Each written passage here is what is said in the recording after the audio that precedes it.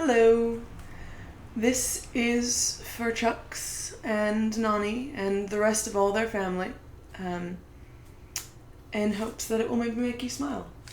I wanted to share with you one of my favorite stories when I was growing up. It's a book called Sofia and the Heartmender, and it's a really lovely little story, and I hope you enjoy it.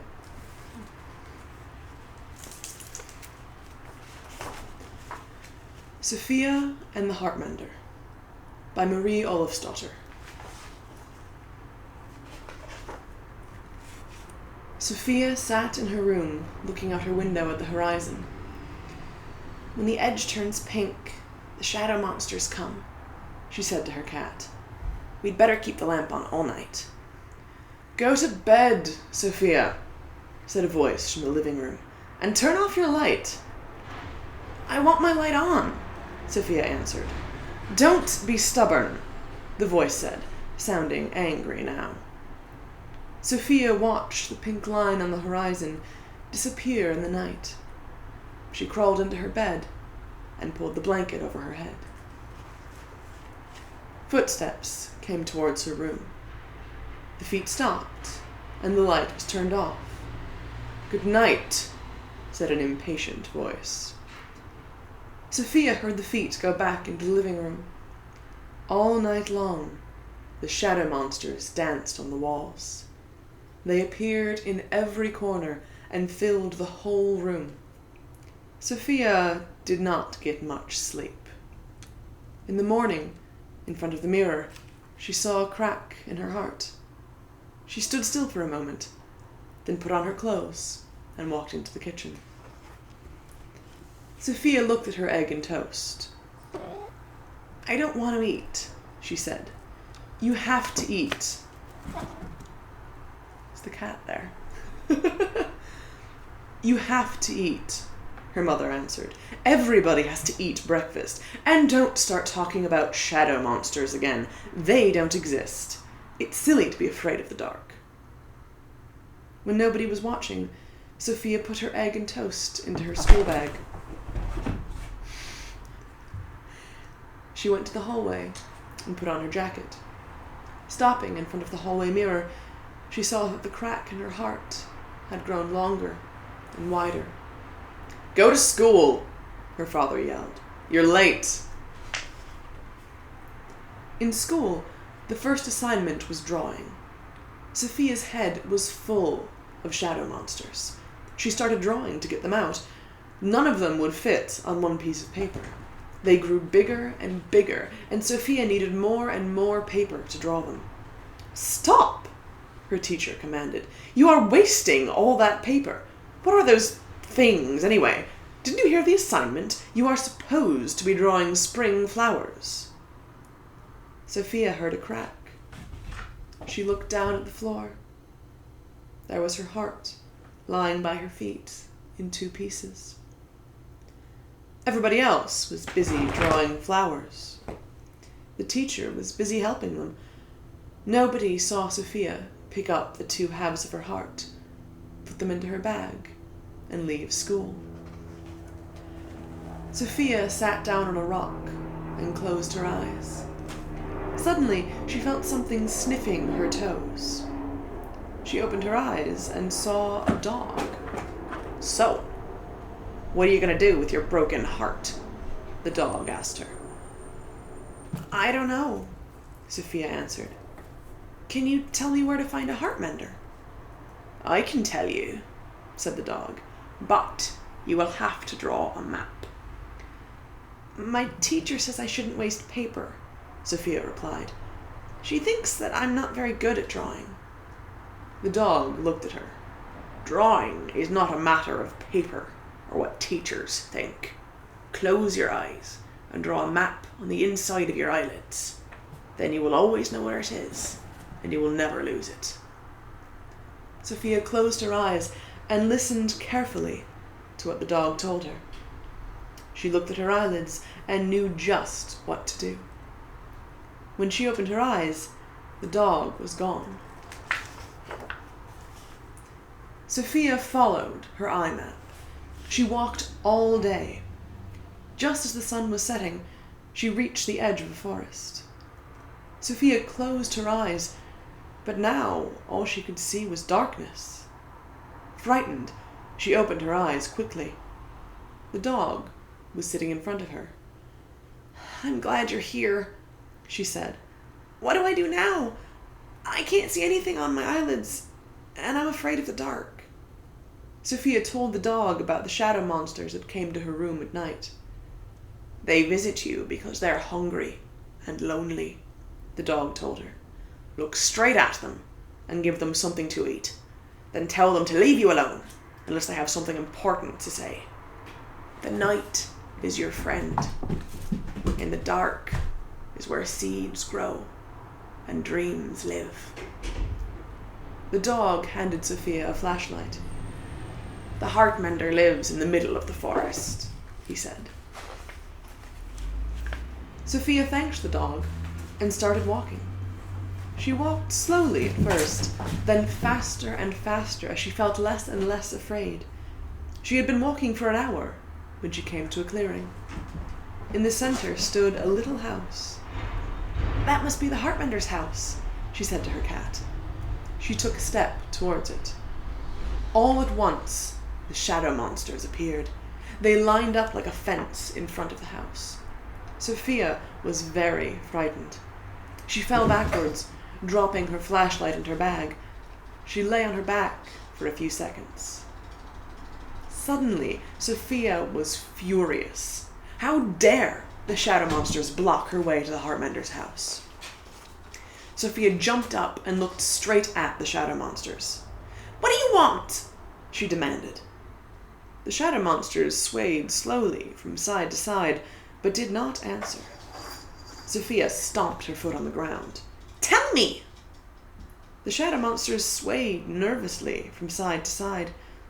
They did not look scary anymore. They looked lost and helpless. Sofia remembered what the dog had told her. She took the egg and toast out of her bag and set them on the ground. "You can have this," she said. "Then leave me alone, unless you have something important to say." The shadow monsters all bowed to her in unison. They all bent down at the same time to eat the food. Their heads slammed together, and the shadow monsters fell to the ground.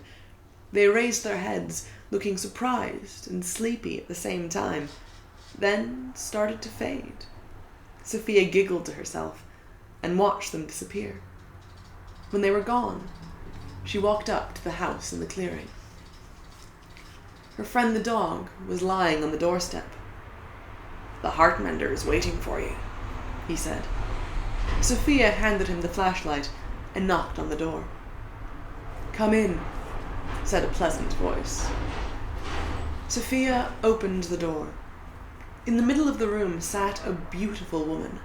She was surrounded by plants, books, pictures, food, and old furniture, all in a wonderful mess. "Are you the Heartmender?" Sofia asked. "I'm your Heartmender," the woman answered. "Come and eat with me." Sofia hadn't noticed how hungry she was. She sat down in a big stuffed chair near the table. She ate a cheese sandwich and drank some hot cider. "My name is Tara," the woman said. Her dark eyes shimmered. Sofia reached into her bag, took out the halves of her heart, and gave them to Tara. Carefully, Tara cradled the pieces in her hands. She held them next to her own heart. "Come outside," she told Sofia. "Tonight is crescent moon. Your heart will be mended by moonlight." Tara led Sofia down a narrow path through the trees. Sofia felt the soft earth under her feet and a gentle breeze on her face. The air smelled sweet. She could hear the wind speaking in the trees. They stopped in front of a lake. In the moonlight, the lake was a silvery mirror. The dog was waiting for them. Tara handed Sofia half of her heart. The dog turned his face towards the moon. Tara and Sofia fitted the heart halves together and lifted them up to the sky. A shimmering, fine light travelled across the sky and touched Sophia's heart. The wind whispered in her ears, the earth touched her feet, the lake mirrored the night sky. Sophia knew that all these things were part of her, and she was part of them. She walked to the edge of the water and saw her own reflection. Her heart was whole again. "Thank you, Heartmender," Sophia said. Tara was wearing a black clay necklace. She took it off and gave it to Sophia.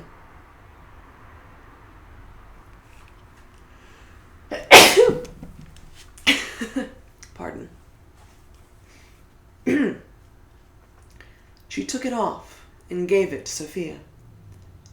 "In this necklace there is a bead for every star, the sun, and the moon," Tara explained.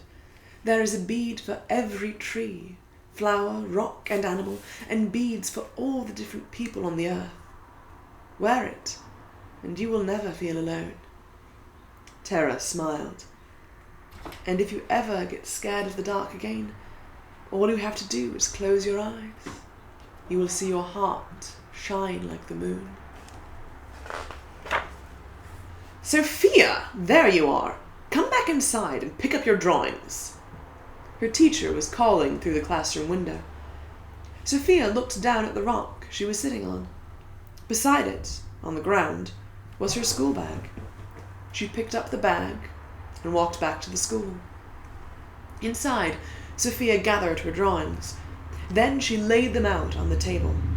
Side by side, like the pieces of a puzzle, they made one big shadow monster. "I like my drawing," Sophia said proudly. "It's a shadow monster." The teacher and all the students were amazed that Sophia's drawings made one big picture. They admired her shadow monster. Then they spent the rest of the day putting all of their drawings together into one big meadow full of spring flowers. After school, Sophia brought home her shadow monster picture and taped it to the refrigerator. Later, when her mother and father saw it, she told them, "This is a shadow monster. It's been scaring me in my room at night. That's why I wanted my light on. I felt sad and alone when you didn't believe me." Sophia's mother and father looked at the shadow monster. They looked at Sophia. They looked at each other. "From now on, you can have your light on whenever you want," they said. That night, when Sophia was getting ready for bed, she opened her school bag. Inside was the black clay necklace. She put it on and felt it grow warm against her skin. Then she looked out the window at the horizon. "When the edge turns pink, the moon comes," she said to her cat. "We'd better turn the lamp off so we can see her shine." Sophia and her cat climbed into their beds. Their room was bathed in moonlight all night long. The end. That's Sophia and the Heartmender. I hope you enjoyed it. And all the love and the good thoughts in the world for you, Chucks, and for your Boosh Baby, and for the rest of your family.